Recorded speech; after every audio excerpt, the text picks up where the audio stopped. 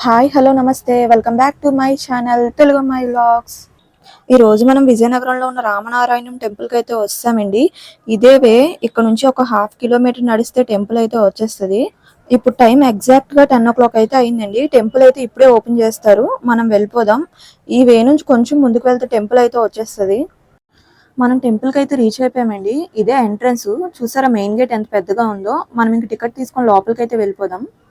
Ticket per head 40 rupees అయితే charge చేశారండి. మనకి ఇక్కడ ఎంట్రన్స్ లోనే వినాయకుడు టెంపుల్ అయితే ఉంది. మనం విఘ్నేశ్వరుని దర్శించుకొని లోపలికి అయితే వెళ్ళిపోదాం.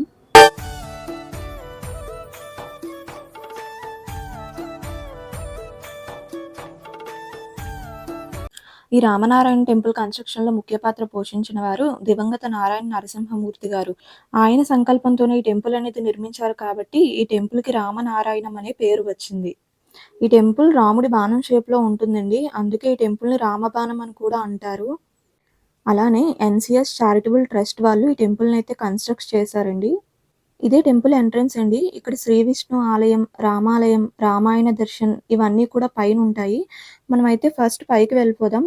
పైన మొత్తం విజిట్ చేసిన తర్వాత మళ్ళీ గ్రౌండ్ ఫ్లోర్కి వచ్చి కింద ఏమేమి ఉన్నాయో చూద్దాము.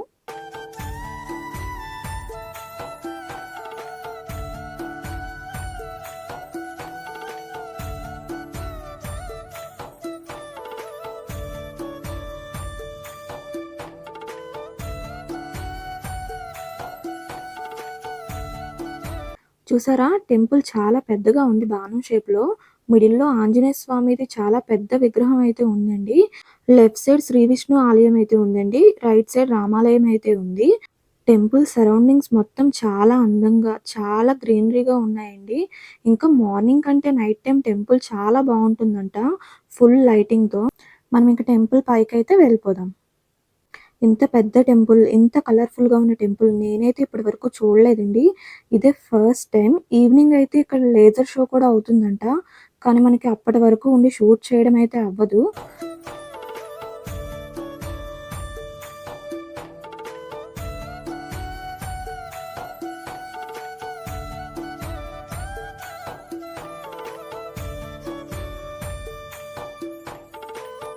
శ్రీ విష్ణు ఆలయంకైతే వస్తామండి.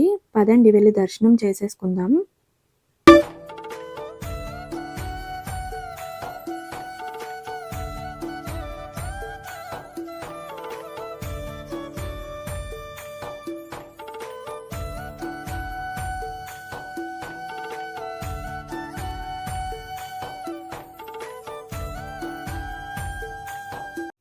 ఈ టెంపుల్ సరౌండింగ్స్ మొత్తం 15 కిలోమీటర్స్ అయితే ఉంటుందంటండి. చూసారా మొత్తం గ్రీనరీతో ఎంత బావుందో. ఈవినింగ్ 5 తర్వాత వస్తే ఇంకా బావుంటుందంట. ఫుల్ లైటింగ్ అయితే ఉంటుందంట. మేబీ ఎవరైనా రావాలనుకుంటే ఆ టైంలో రావడానికైతే ట్రై చేయండి. ఇది టెంపుల్ బ్యాక్ సైడ్ వ్యూ అండి. టెంపుల్ బ్యాక్ సైడ్ నుంచి ముందుకు వెళ్తే ఏముంటుందో చూద్దాము.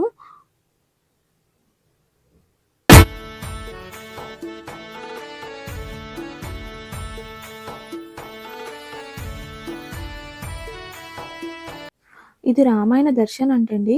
లోపలైతే చాలా స్టాచ్యూస్ అయితే ఉన్నాయి. ఇక్కడైతే రామాయణాన్ని స్టాచ్యూ రూపంలో ఎక్స్‌ప్లెయిన్ చేశారండి.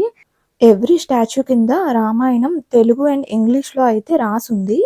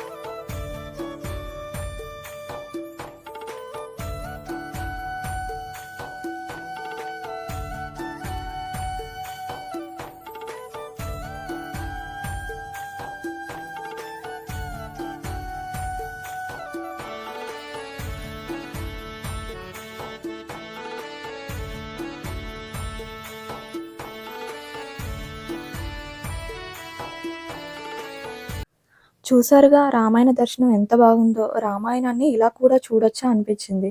మనం ఇంక బయటకైతే వస్తామండి. ఇక్కడైతే ఆంజనేయ స్వామి వారిది 60 అడుగుల విగ్రహం అయితే ఉందండి. చూసారా ఎంత పెద్దగా ఉందో?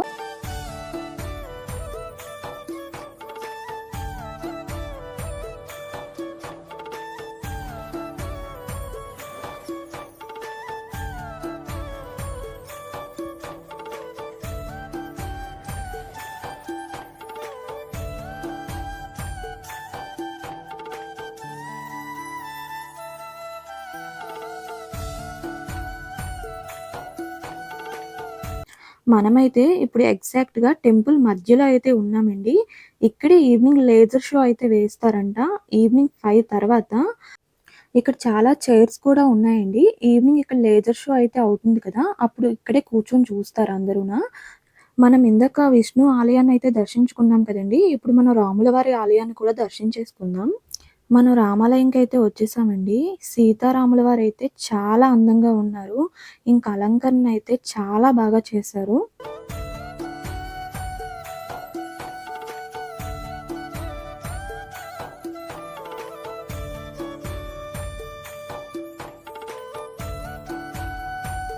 ఇది టెంపుల్ కిందనున్న వ్యూ అండి. చాలా బాగా అయితే కనిపిస్తుంది. మనం ఇంక పైన మొత్తం టెంపుల్ అంతా అయితే చూసేసాం. ఇంక కింద గ్రౌండ్ ఫ్లోర్‌కి వెళ్ళిపోయి అక్కడ ఏమేమి ఉన్నాయో చూద్దాం. ఇక్కడ నుంచి చూసారా? ఆంజనేయ స్వామి వారి విగ్రహం ఎంత బాగా కనిపిస్తుందో. పదండి ఇంకైతే మనం కిందకి వెళ్ళిపోదాం.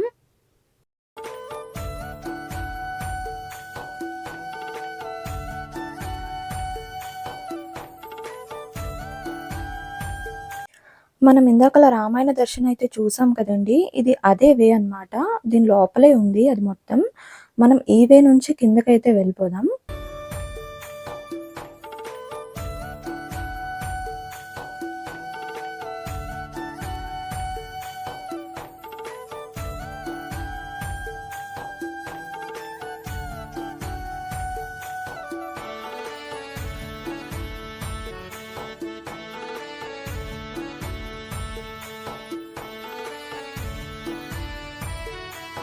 మనం ఆల్మోస్ట్ కింద వరకు అయితే వస్తామండి. ఎండైతే చాలా ఎక్కువుంది. ఇంక కిందకి వెళ్ళిపోయి గ్రౌండ్ ఫ్లోర్‌లో ఏమేమి ఉన్నాయో చూసేద్దాం. మనకి స్టార్టింగ్‌లోనే చిన్న ప్లే ఏరియాలా ఉందండి ఇక్కడ. ఉయ్యాలవి ఉన్నాయి. చిన్న పిల్లలు ఆడుకోవడానికి అనుకుంటాను. ఇక్కడైతే ఒక వే ఉంది. మనం ఈ వే నుంచి స్ట్రెయిట్‌గా వెళ్ళిపోదాం.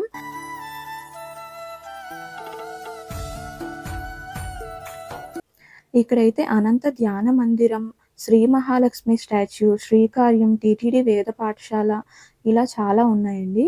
మనమైతే ఫస్ట్ ఇక్కడ కిందన వేరే స్టాచ్యూస్ కూడా ఉన్నాయి. మనం అవి కూడా చూసేద్దాం. ఇది శ్రీ మహాలక్ష్మి అమ్మవారి విగ్రహం అండి.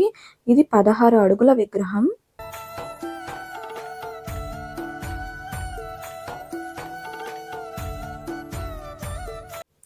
ఇక్కడ నిత్య అన్న ప్రదర్శనశాల కూడా ఉందండి.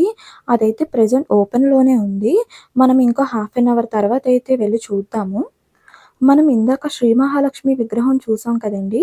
ఇదైతే జ్ఞాన సరస్వతి విగ్రహం అండి. ఇది కూడా 16 అడుగులు.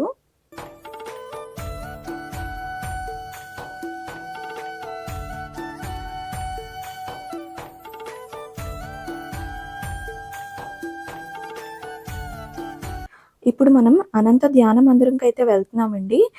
నిత్య అన్న ప్రసాదశాల పక్కనే ఇది ఉందండి.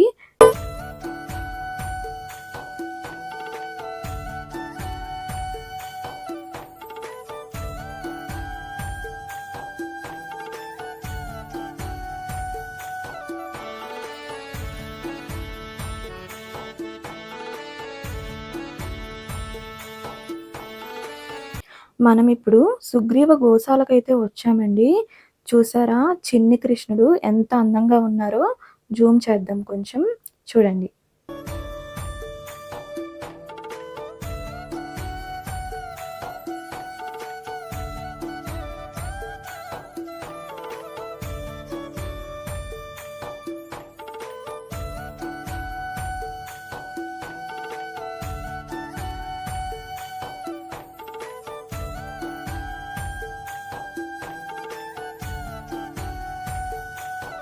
ఇక్కడ గోశాలలో చిన్న గోవు కూడా ఉందండి. ఇందాక మనం బోర్డ్స్ మీద చాలా నేమ్స్ అయితే చదివాం కదండీ! సుగ్రీవ గోశాల, శ్రీకార్యం ఈ నేమ్స్ అన్నీ కూడా రామాయణం నుంచి అయితే తీసుకున్నారండి. నేను వచ్చేసరికి చాలా వరకు అన్నీ క్లోజ్‌లో ఉన్నాయండి. అందుకే మీకు అన్నీ చూపించలేకపోయాను. మనం ఇప్పుడు నిత్య అన్న ప్రసాదశాలకైతే వెళ్దామండి.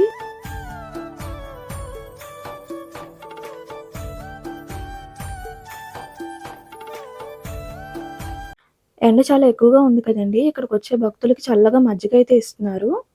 మనం నిత్య అన్న ప్రసాదశాలకైతే వచ్చామండి. చూసారా? ప్రసాదం ఎంత బాగా అరిటాకులో అయితే వేసి పెట్టారు.